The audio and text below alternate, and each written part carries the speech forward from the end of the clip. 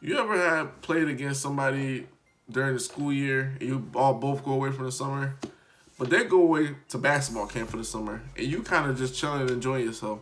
So then the following year, you guys come back and y'all hooping. You notice something a little different about him. Your friend got a left hand now.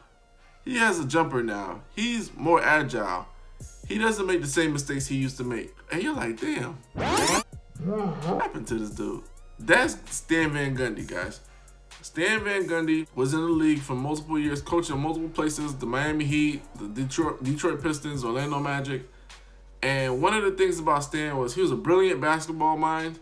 He just couldn't piece it together as a people person. He was a basketball player that understood basketball people. Outside of the gym, there's no personality. Couldn't bridge the gap between the two. Now he went to commentating, public relations for the NBA, commentating in games, and he found a renewed vigor to bring back into coaching. One thing you can never say about Stan is he was like a terrible, terrible coach. Stan was light years ahead of himself. But it was just more like side-to-side stuff. And looking back, like that's how everybody plays now. Some of the stuff that you see running in Golden State today, hot from Gundy as well. Stan was one of the key guys that making adjustments on the fly, and those adjustments would really bode well. But there's a drawback about Stan. The PR stuff, the PR stuff, dealing with players, dealing with media, dealing with his anxiety. You saw him get into it, Dwight Howard. You saw him didn't really get along with Pat Riley that well. Then you saw it where his anxiety about the Boston Celtics in 2010 forced him to adjust the team's entire game plan. He scrapped the whole playbook before they got into the series. It was almost like Stan adjusted before the adjustment needed to be made. Before we had to. Yeah. Because then we beat him. We in the season series we beat him 3-1, right? Yeah. If I'm not mistaken. Yeah. So we played well against them. Yeah. And Stan just felt like it wasn't in our best interest to run like a steady diet of high pick and rolls. So it wasn't that we were running like, it was like an adjustment on the fly that we had to make.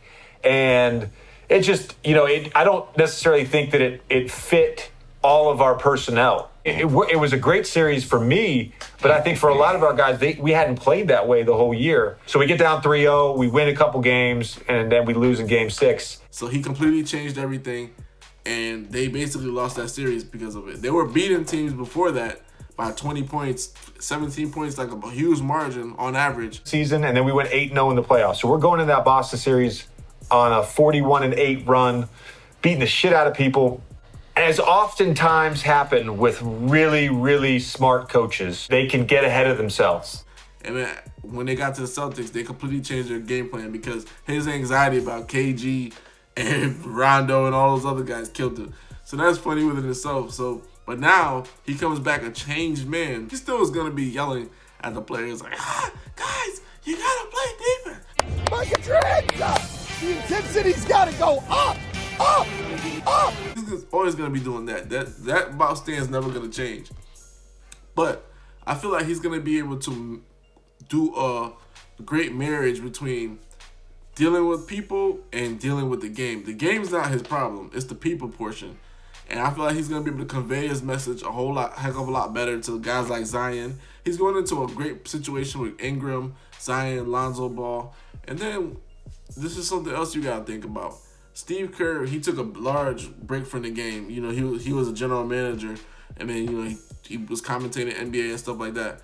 Once you take that huge break from the game and you come back with a lot of insights that people that are coaching and in the game and on the road damn near 365 days, 100 days.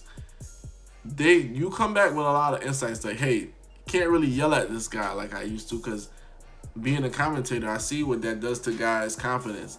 I can't really blame somebody for doing this because, stepping back from the game, I see where that comes into play. I can't really approach my general management like this because I see that didn't work with, Mark Jackson and stuff like that. So, that being said, Stan has the upper hand in this situation, and he is going to really force a marriage between the two. And I think that commentating has really taught him a lot.